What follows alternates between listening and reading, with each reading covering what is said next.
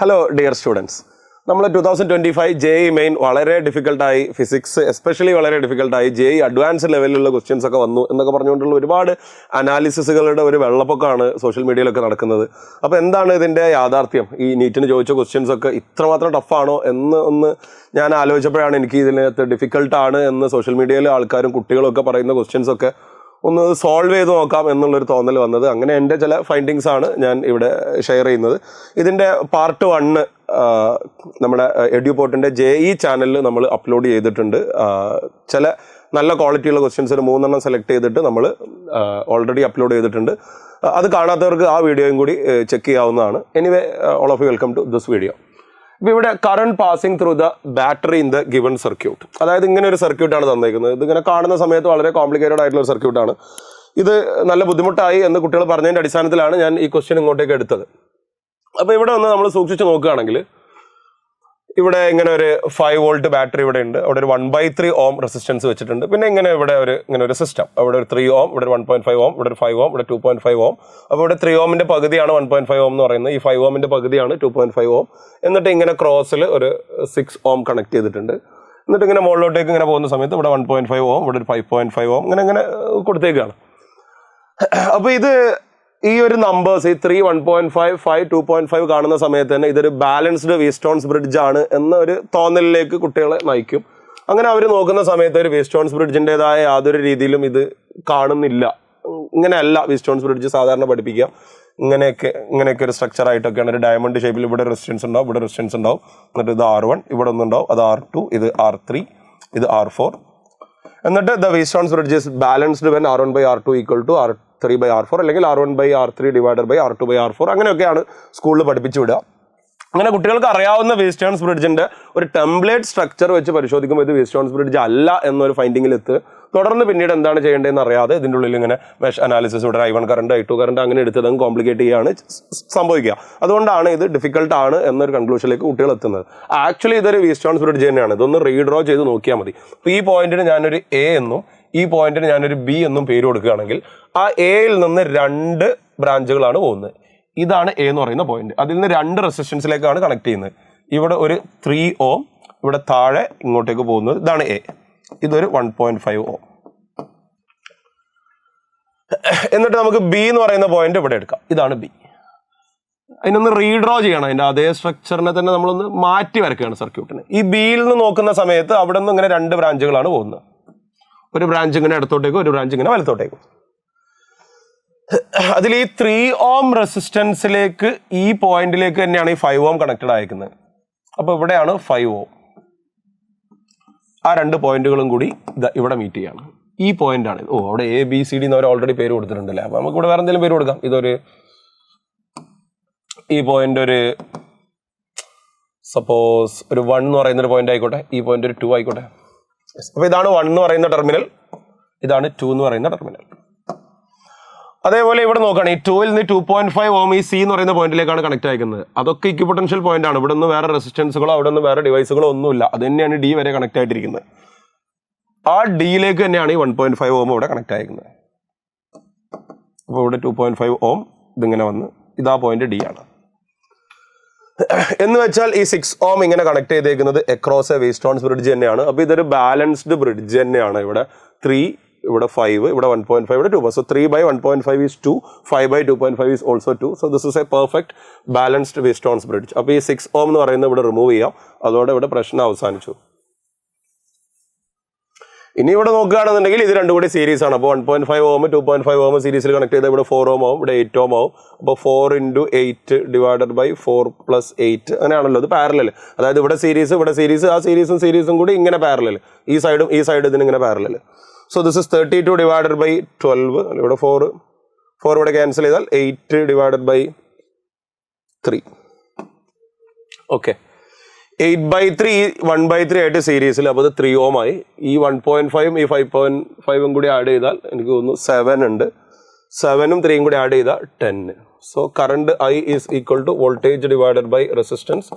Total voltage 5 volt, total resistance ഇപ്പോൾ നമ്മൾ calculate ചെയ്തപ്പോൾ 10 ഓം. ഒന്നുകൂടി കാൽക്കുലേറ്റ് ചെയ്ത് പറയാം. ഇവിടെ 1.5 2.5 സീരീസിൽ, അപ്പോൾ അത് 4. ഇവിടെ 3ഉം 5ഉം സീരീസിൽ, അപ്പോൾ അത് 8. 3ഉം 4ഉം പാരലൽ വരുമ്പോൾ സോറി 4ഉം 8ഉം പാരലൽ വരുമ്പോൾ 4 × 8 ഡിവൈഡ് ബൈ 4 + 8 സിംപ്ലിഫൈ ചെയ്യുമ്പോൾ 8/3. ആ 8/3 1/3 ആയിട്ട് സീരീസിലാണ്. അപ്പോൾ 8/3 + 1/3 9/3 = 3 ആവും. ആ 3യും ഈ 1.5 കൂടി ആഡ് ചെയ്യുമ്പോൾ 4.5, 4.5 5.5 കൂടി ആഡ് ചെയ്യുമ്പോൾ 10. So 5 divided by 10 = 0.5 ampere. ഇത് ഇത്രയേ ഉള്ളൂ കാര്യം. അതായത് ഇതൊരു ബാലൻസ്ഡ് വീറ്റ്സ്റ്റോൺസ് ബ്രിഡ്ജ് തന്നെയാണ്. ഇങ്ങനെ കാണുന്ന സമയത്ത് നമ്മൾ ടിപ്പിക്കലി പഠിക്കുന്ന വീറ്റ്സ്റ്റോൺസ് ബ്രിഡ്ജുമായിട്ട് ചെറിയൊരു വ്യത്യാസം ഉണ്ടെങ്കിലും അതിനൊന്ന് റീഡ്രോ ചെയ്ത് നോക്കിക്കഴിഞ്ഞാൽ അതൊരു വീറ്റ്സ്റ്റോൺസ് ബ്രിഡ്ജ് തന്നെയാണ്. അത് ബാലൻസ്ഡ് ആണെന്ന് മനസ്സിലാവും. അങ്ങനെ ഇടക്ക് നിൽക്കുന്ന 6 ഓം റെസിസ്റ്റൻസിനെ ഒഴിവാക്കിയാൽ മതി. പിന്നെ അവിടെ ജസ്റ്റ് കുറേ റെസിസ്റ്റൻസുകൾ സീരീസും പാരലലും അത്ര തന്നെ അവിടെ വരുന്നുള്ളൂ. സോ ഇവിടെ ഓപ്ഷൻ 4 0.5 ആംപിയർ എന്ന് കാണാം. അതാണ് ഇവിടുത്തെ correct answer. So let's go to next question. ഇതൊന്ന് വായിച്ചു നോക്കൂ. ഇത് ഈ ഗ്രാഫൊക്കെ വരുന്ന സമയത്ത് ഇത് JEE സ്റ്റുഡൻസിനാണെന്നുണ്ടെങ്കിൽ ഇത് കുറച്ചും കൂടെ പെട്ടെന്ന് മനസ്സിലാക്കാൻ കഴിയും. അവർ ഗ്രാഫൊക്കെ കുറച്ചുകൂടി ഡീപ്പായിട്ട് മാത്സിലൊക്കെ പഠിക്കുന്നതുകൊണ്ട് തന്നെ അവർക്ക് കാര്യം മനസ്സിലാവും. നീറ്റ് സ്റ്റുഡൻസ് കുറച്ചുകൂടെയൊക്കെ ഈ ഗ്രാഫ് മനസ്സിലാക്കുന്നതിലൊക്കെ ഒരു ഇത്തിരി വീക്കാണ്. അതുകൊണ്ടായിരിക്കാം ഇത് ബുദ്ധിമുട്ടാണ് എന്നുള്ളൊരു റിപ്പോർട്ട് വന്നത്. സംഭവം വളരെ സിമ്പിളാണ്. An oscillating spring mass system. അതായത് ഇങ്ങനെ എന്നിട്ട് ഇവിടെ നിന്ന് ഒരു സ്പ്രിങ് എന്നിട്ട് ഇവിടെ ഇങ്ങനെ ഒരു മാസ് കെട്ടി തൂക്കിയിട്ടുണ്ട്. അപ്പോൾ ഇതിങ്ങനെ വലിച്ചു വിട്ട് കഴിഞ്ഞാൽ ഇതിങ്ങനെ ഓസിലേറ്റ് ചെയ്യുമല്ലോ. ഇതാണ് oscillating spring mass system. Is connected to a box filled with sand. അപ്പോൾ ഇതിനുള്ളിൽ ഇതൊരു ബോക്സ് ആണ്. ആ ബോക്സിനുള്ളിൽ മണൽ സാൻഡ് ഇങ്ങനെ നിറച്ചിട്ടുണ്ട്. As the box oscillates the stand leaks slowly out of the box. അപ്പോൾ ഇതിനുള്ളിൽ മണലാണ് നിറച്ചിട്ടുള്ളത്, സാൻഡാണ്. ആ സാൻഡ് ഇങ്ങനെ കുറേശ്ശായിട്ട് ഇങ്ങനെ വീണ് പോയിക്കൊണ്ടിരിക്കുന്നുണ്ട്. അതായത് ഇതിന്റെ മാസ് കുറഞ്ഞുകൊണ്ടിരിക്കുകയാണ്. The mass of the bob is decreasing. അവിടെ കണക്ട് ചെയ്തേക്കുന്ന ആ ബോക്സിന്റെ മാസ് കുറഞ്ഞുകൊണ്ടിരിക്കുകയാണ്.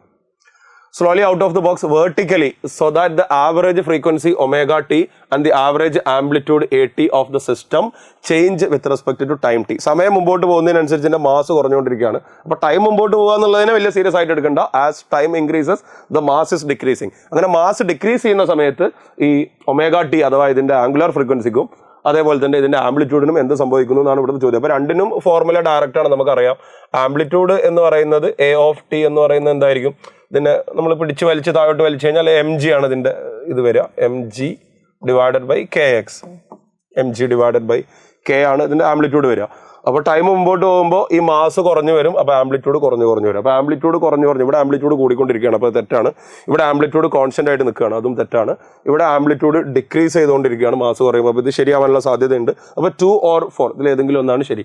അതേപോലെ ഒമേഗന്റെ formula omega is equal to square root of k/m ആണ്. ഇത് ഓർമ്മ വരാത്ത ആളുകൾക്ക് ടൈം പീരീഡിന്റെ ഫോർമുല ഓർത്താൽ മതി. t is equal to 2π root of m/k. So omega of t, omega എന്ന് പറയുന്നത് omega as a function of time ഈ സ്ക്വയർ റൂട്ട് ഓഫ് k/m. ഇവിടെ ഈ മാസ് ഡിക്രീസ് ചെയ്തുകൊണ്ടിരിക്കുകയാണ്, പക്ഷേ ഇതിന്റെ ഡിനോമിനേറ്റർ ആണ് ഡിക്രീസ് ചെയ്യുന്നത്. ഡിനോമിനേറ്റർ ഡിക്രീസ് ചെയ്യുമ്പോൾ ഓവറോൾ ക്വാണ്ടിറ്റി ഇൻക്രീസ് ചെയ്യും. So this is increasing.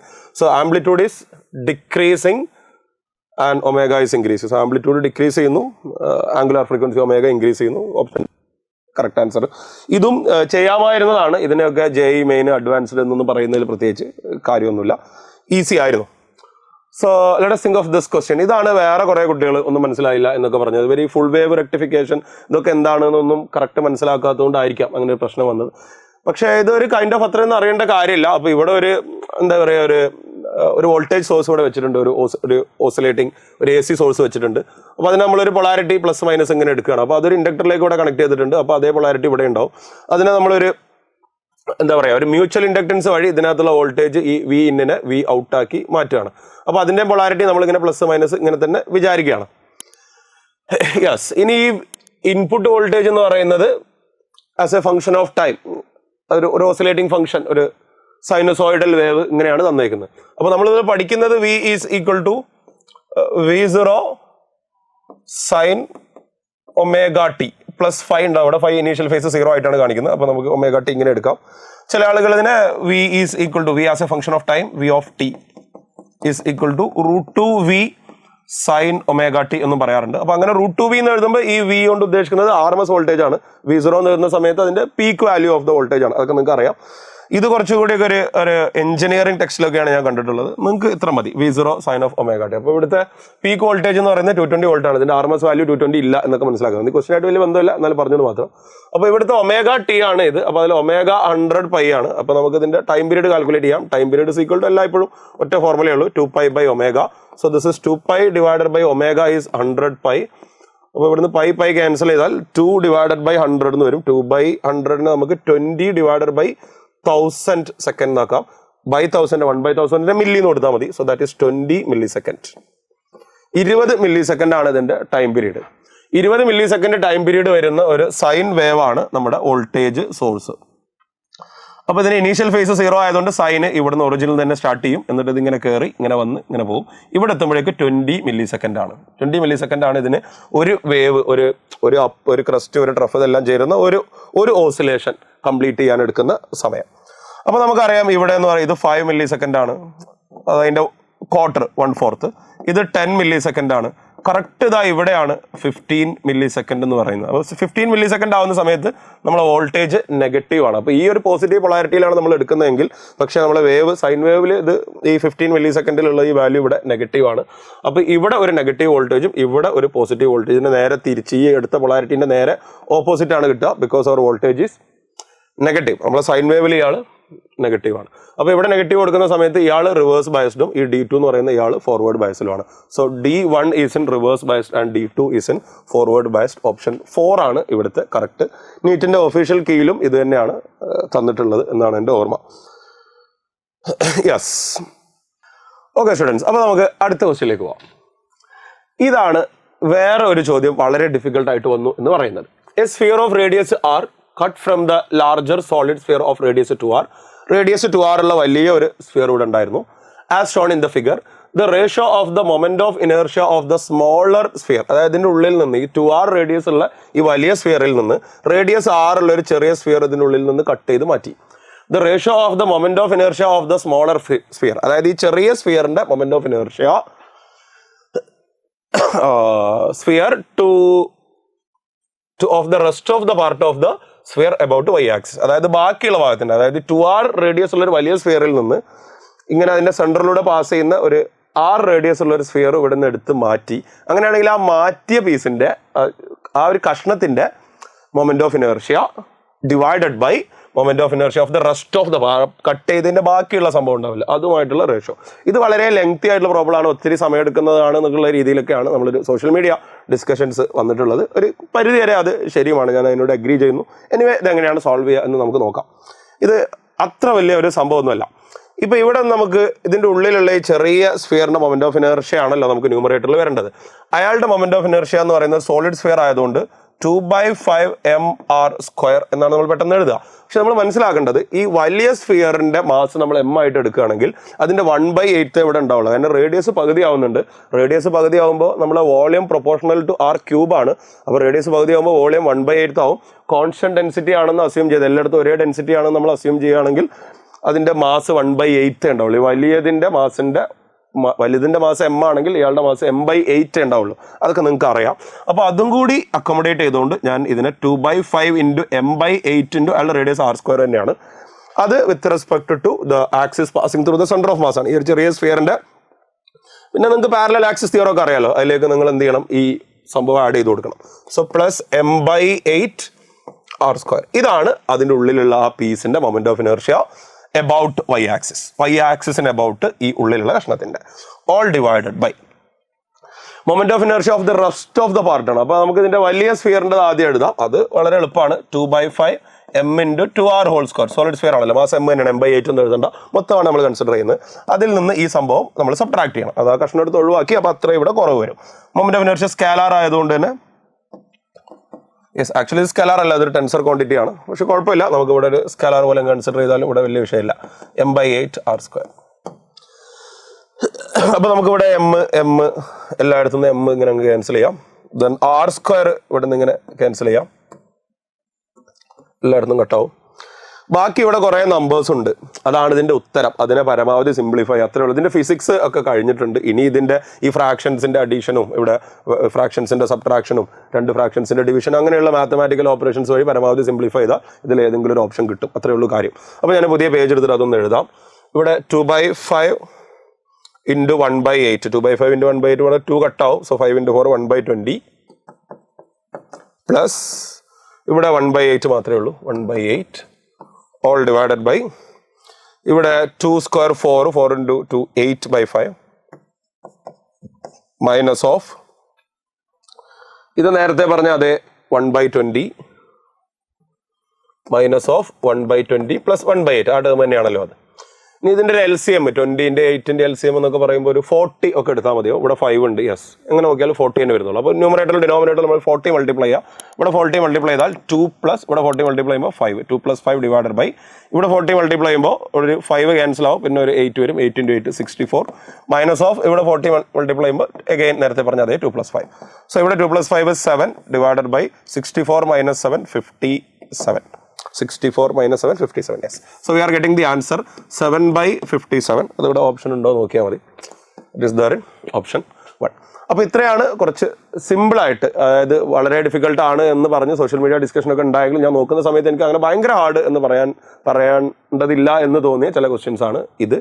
Actually ഒരു ക്വസ്റ്റ്യൻ JEE അഡ്വാൻസ്ഡ് അല്ലെങ്കിൽ അതിലും മുകളിൽ എന്ന് പറയാവുന്ന ഒരു ചോദ്യം വന്നിട്ടുണ്ട്. ആ ക്വസ്റ്റ്യൻ ഞാൻ ഈ വീഡിയോയിൽ ഉൾപ്പെടുത്തിയിട്ടില്ല, അത് സെപ്പറേറ്റ് വേറൊരു വീഡിയോ ആയിട്ട് തന്നെ ചെയ്യാം. Anyway, thanks for watching and all the